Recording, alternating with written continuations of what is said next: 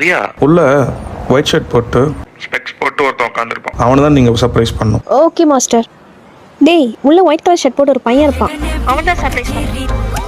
அப்புறம் கண்ணாடி.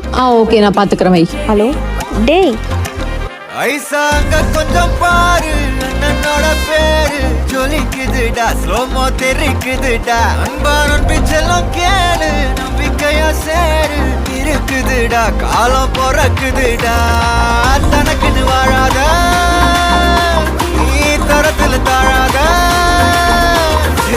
ஒருத்தது மாறானே திருத்திட போறானே, தனக்குள்ளுமா தளபதி